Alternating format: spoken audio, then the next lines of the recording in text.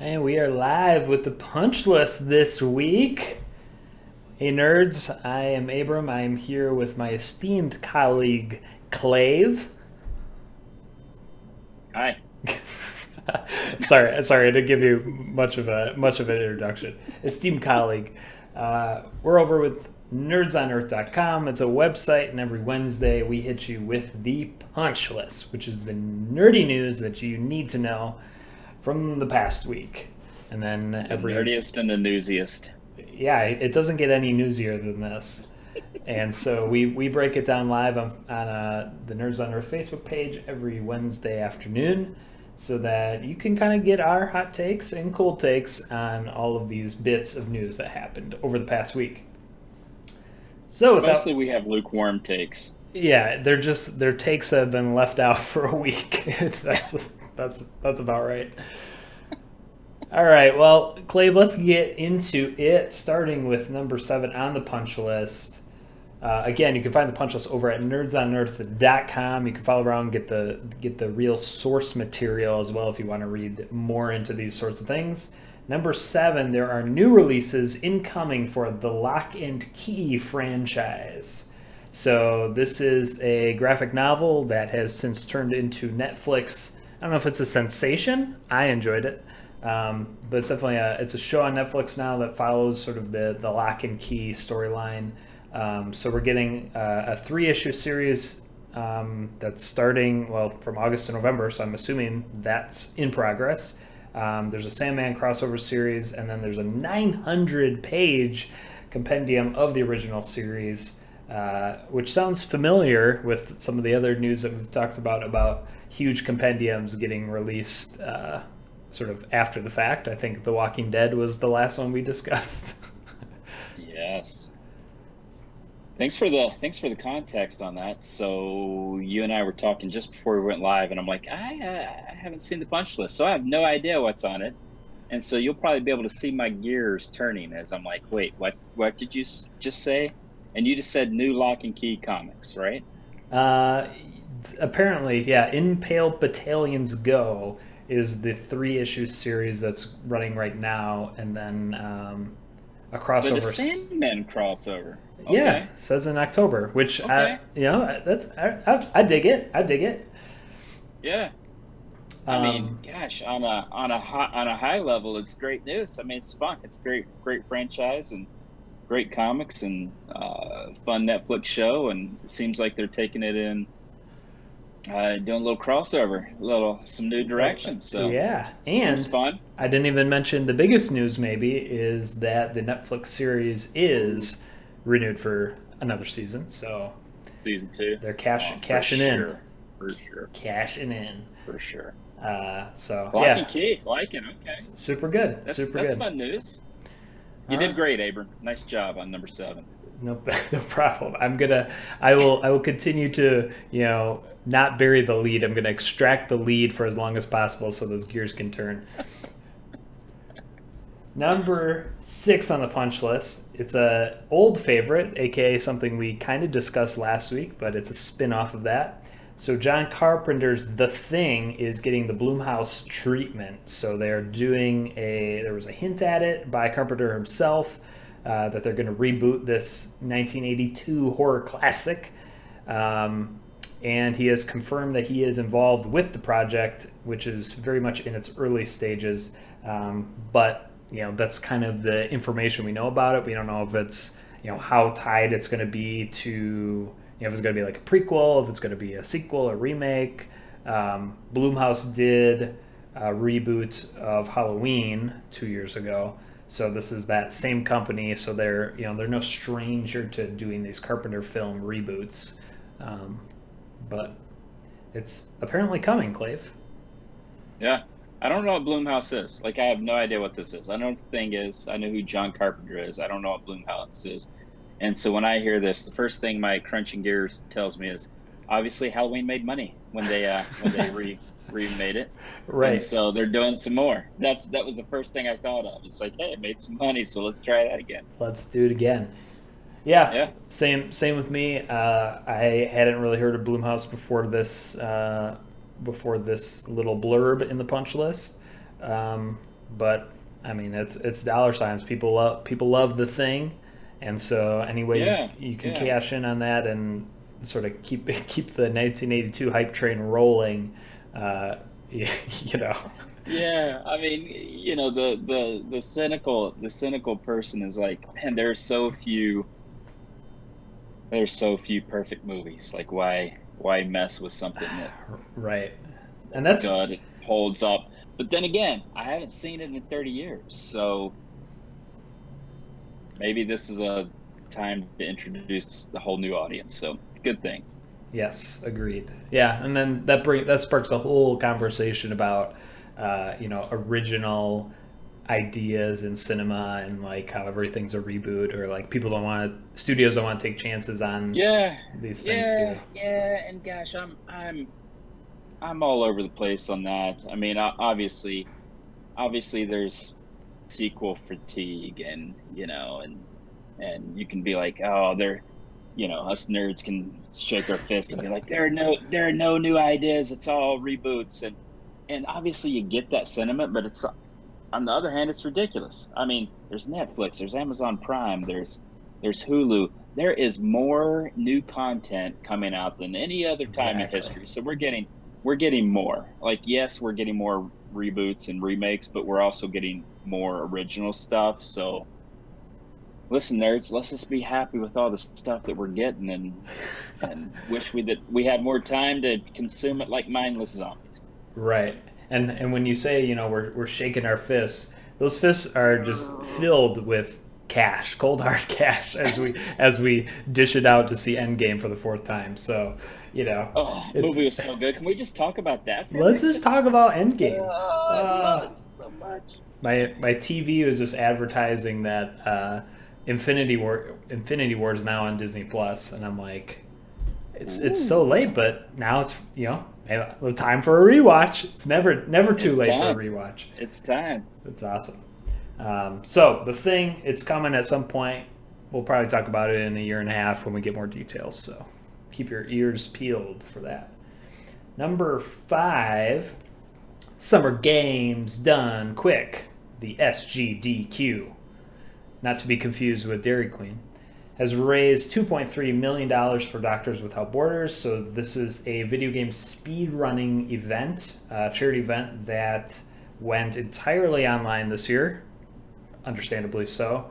And so they raised over $2 million, which is, I mean, that's awesome. This is their second event this year, and the first one earlier in the year they did just over 3 million. So I mean, to get that kind of charitable feedback from the community, within a 6-month period is pretty astonishing. Yeah, $30 million. That's a lot of money. And Doctors Without Borders, that's a good ordinance. That's a great cause. It's a great thing. I have no idea what speedrunning is. I have no idea. You mentioned a bunch of letters. I honestly have never heard of that in my life. So, Speedrunning, but hey, video game speedrunning. speedrunning.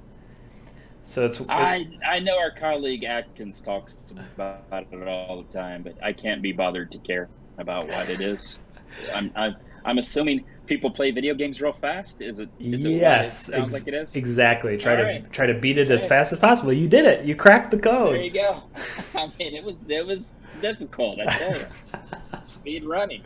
Yeah, Yeah, running game fast. Okay. apparently people love it, and people will give money to those who do it well. So Yeah, and it's clearly super popular with passionate and generous fan base. If it's $3 million, yeah, so that's exactly. great. Kudos. So awesome. That was last week that wrapped up. So SGDQ, not the most pronounceable acronym in the world, but they're working on it. Number 4, Pokemon players have crowned their own world champion since the world championships for this year were canceled.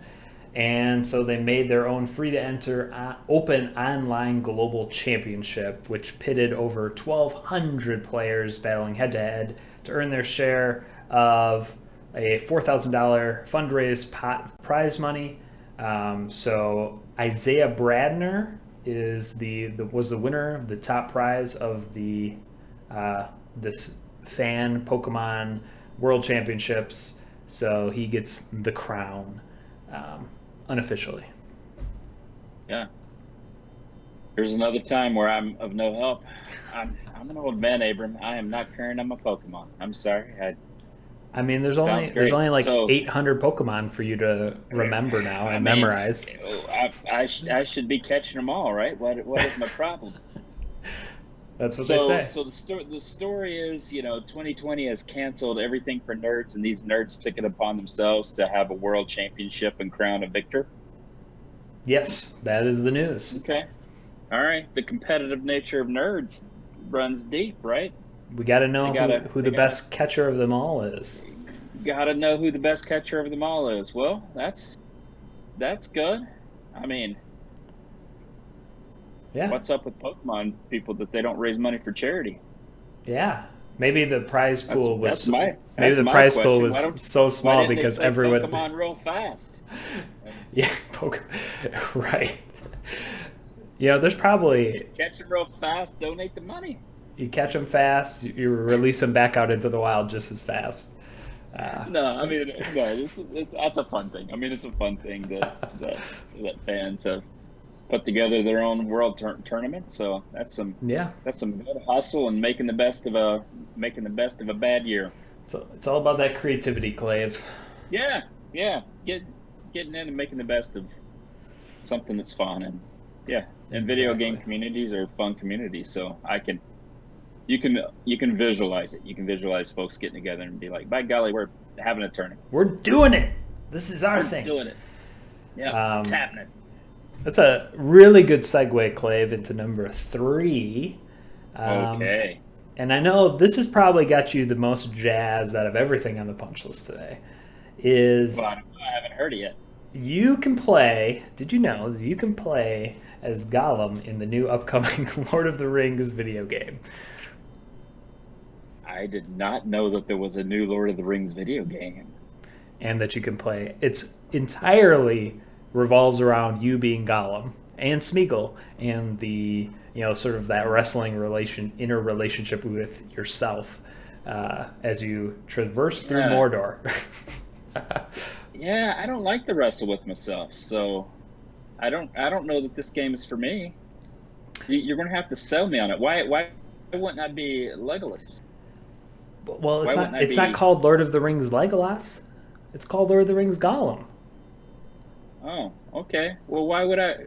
Yeah. All right. Clearly see this trailer to catch the vision for this game and why this would be compelling. All right. Off the cuff, just for you, I will pretend that I'm the studio exec and I am pitching in 30 seconds you being Gollum in a video game. You be the good cop, I'll be the bad cop. We're going to do, I'll play the devil's advocate and you convince me.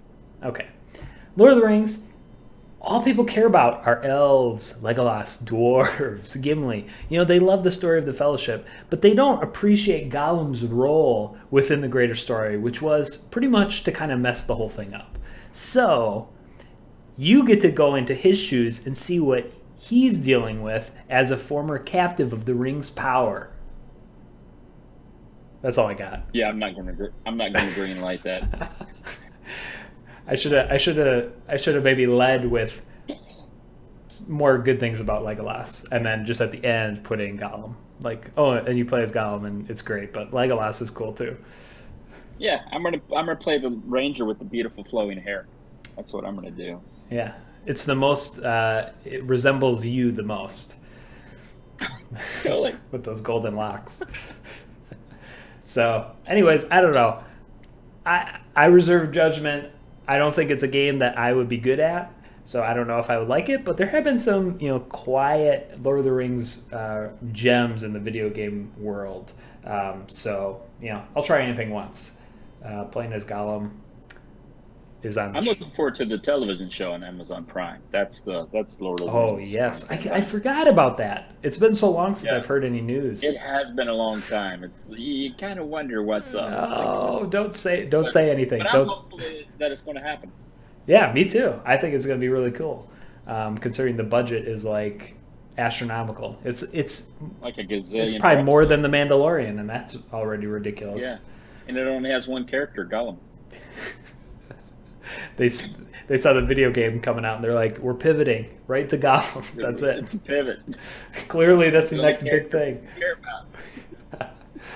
Awesome. All right, number 2 on the punch list. Let's shift gears over to Dungeons and Dragons. There is a new book coming out. Hardcover supplement is called Tasha's Cauldron of Everything. And when they say everything, they kind of mean everything over at Wizards of the Coast. It's supposed to have new subclasses, class features, feats, spells, artifacts, rules, etc., etc. And it is officially including the Artificer class.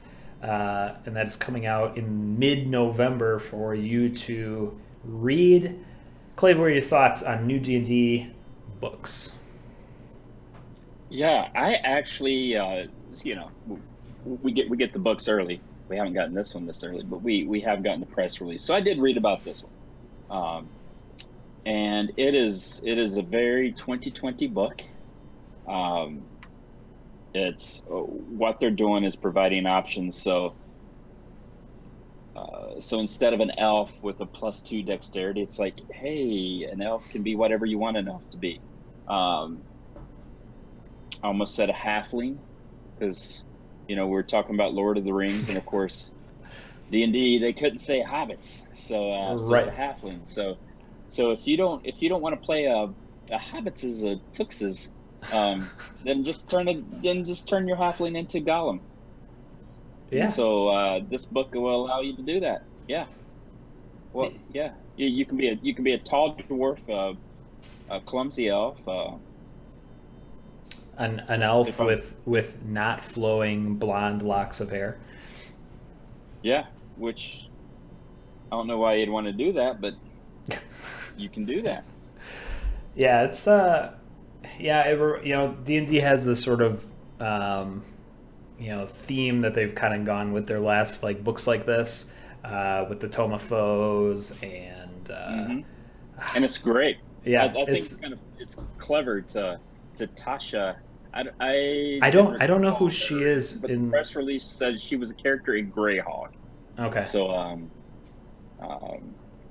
so I don't know. Maybe she was a free spirit, and so to take that tone into the book, and it's kind of a free spirited book that allows options for you to mix and match and highly customize your characters with feats, which I'm like, or just play Pathfinder too.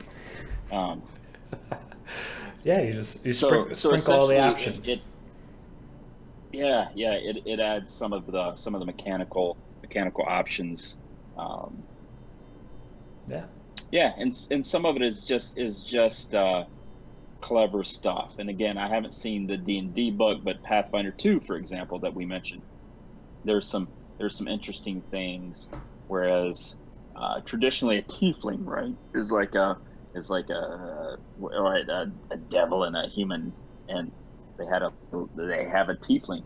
Well, why wouldn't it be like a devil and a dwarf, or a devil and a right. So a tiefling could be so I'm like, that's fun, that's good. Yeah. And so and D&D 5e desperately needed some flexibility and some options, and a little bit of it needed an injection of creativity. Yeah, totally on board, and I think you hit all the bullet points. I look forward to reading it. Yeah, same. So Tasha's Cauldron of Everything, you can find that and everything D&D at your friendly and local game store. Number 1 on the punch list, we have somehow made it all the way down to the final item.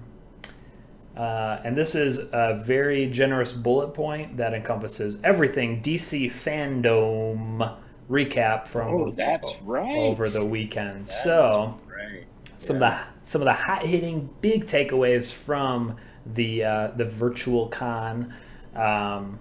So the cast list for Suicide Squad was released. The new Batman Gotham Knights video game is coming out. They released some comic titles. The trailer for Justice League, the Snyder Cut, was released, which we've talked about before, and the trailer for the Batman coming out as well. So we can't even scratch the surface really on everything that came out of DC Fandome. what was your favorite thing to hear or see, Clave? I didn't watch a second of it, not a second. And of course, I kind of heard it fluttering around me. And so help me get the story straight. Since Comic-Con and everything, there's no Hall H or whatever, since everything's canceled. DC Warner Brothers, I'm guessing, created their own convention, a virtual convention. Yeah, I think Warner Brothers Okay. probably involved. Yeah. Okay. But it was just 24 hours, I think. I think it was just on Saturday. Okay. Yeah, I didn't watch a second of it. I did a little later watch the trailer for the Crow remake, which is called The Batman. Oh Jesus, you got me there. You really reeled me in and got me. Yeah. And he was at the end and he's like, I am vengeance, and I'm like, oh, Batman was supposed to be justice. Like, I didn't think it was the Vengeance League. I thought it was the Justice League. What is going on with Batman? But I think it'll work perfectly. I mean, it'll make $1 billion, I'm sure. I think the question is, will it make $1 billion or $1.5 billion? People will definitely see it. I'm not sold on the the Twilight guy as Batman, but whatever. Like, Batman's super popular. It'll do well, and so I don't want to be cynical. And it's kind of a 2020 is weird. It's kind of a weird take. It's like, hey, here's this billionaire that's going through and making vengeance on the streets. I'm like, that's weird in light of current events, but here we are. That's where we find ourselves. So that's the only trailer that I watched, and again, put my cynicism aside. It's like the first thing, with the dark hair and the bangs and the eyes. I'm like, oh, this is the Crow. What's happening here? It's like Dwight Schrute. What's your favorite movie? The Crow. Yeah. Just classic. Yeah, I don't know. I as someone who hasn't seen, I like the Batman trailer, and I was like, all right, it's it's Batman. What else? Cool. What else I want? Looks dark and brooding and menacing, and yeah. And the great thing about DC is what we've learned is that even if their movies aren't great, they just do them again. They just release a second cut, and so they're going to take 2 tries at every movie until they get something that fans like. Well, Clay, that's hilarious because as someone who has not seen Justice League, the non-Snyder cut, which I don't know what you call that one. Wait until the Snyder cut. It's going to be the perfect film. That's what Twitter tells me. I know, and so I watched the trailer for it. And I'm like, I don't know. I guess it gives me hype for Justice League. Interest, the song. I don't know. 4 hours, so it's as long as a Gollum film. It's gonna. I could go all the way to Mount Doom and back before this movie's over. Like, I'm gonna run out of battery on my phone while I plunge the ring into the fire. You run a lot of video games in 4 hours. That's true. Yeah, so I have 0 point of context. I'm like, well, that's a fun trailer, and everyone's like, wow, I really love what they're doing. You can really tell the footage that they cut. Like, there's so much new footage in the trailer. I'm like, okay, well, for me, it's all new footage because I haven't seen any of it. It's great. Yeah. So. Yeah, no, and to be serious for a moment, it's trailers, right? I feel a little bit like Allen Iverson, where he's like, we're just talking about practice, man. It's practice. And so I feel like it's trailers. We're just talking about trailers. So 25% of the Batman has been filmed. Isn't that what I heard? And so this is footage from that first 25%. And so smart on Warner Brothers to get some teasers out, to get some fan reaction, and as they're actually making the movie. But we got a long way to wait until this happens, and so it's the difference between a trailer and a beloved movie is there's a million steps in between. Yeah, there's a good chance that over half of the trailer is footage we won't see in the movie. Right. So take it with a grain of salt, nerds. And where's Marvel? Now I want my Marvel Fandome. Yeah, I don't know. Is there something coming? Some Marvel Disney thing? No. Oh well. They're quiet. They're taking a hiatus after Endgame. They're taking a little breather. They're on vacation. Yeah, well, they got a lot of money to keep that vacation going as long as they That's want. right. Yeah, they're doing fine. We're like, oh, we're doing so great. We could take a decade off and be just fine. All right, awesome. Well, this has been the punch list. So let's run it down one more time from the top. Number 7, bunch of new things, exciting things on the horizon coming for the Locke and Key franchise. So take a look at those. Yeah, that's great. New comics. Number 6, The Thing is getting a Bloomhouse reboot at some point. Yeah, and watch the original if you haven't. Yeah, great It's movie. a classic for a reason. Yeah. Number 5, the Summer Games Done Quick has raised over $2 million for Doctors Without Borders, which is amazing. Thank you, nerds. Number 4, the Pokemon players have crowned their own world champion, the one they call the catcher of them all. Pikachu. Number 3, Clave is definitely going to play as Gollum in the new Lord of the Rings video game. He wants nothing more. It's the only thing on his list now. Number 2, D&D Wizards of the Coast is releasing Tasha's Cauldron of Everything, which includes supplemental rules and mechanical changes for your characters. New player options, always good. And number 1, the DC Fandome had a bunch of awesome things announced and released. So be sure to head over to the DC Fandome site, and you can take a look at all those things. See what you missed if you did, or rewatch them if you happened to catch them the first time around. Yeah. And that's the punch list. That's the news from the past week. That's it. So thanks for joining us, nerds, for our room temperature takes, and we will definitely see you. We'll see you next Wednesday for next week's punch list. Don't forget to go to nerdsonearth.com in the morning on Wednesdays, and you'll catch that list there. Or you can visit the site any day of the week and see all the awesome, great articles we have about everything you love in the world of nerd. Clave, thanks for joining and talking news. Thank you. Sorry, I'm a grumpy old man. No problem. You're just channeling your inner Gollum. We understand. All right, later, nerds.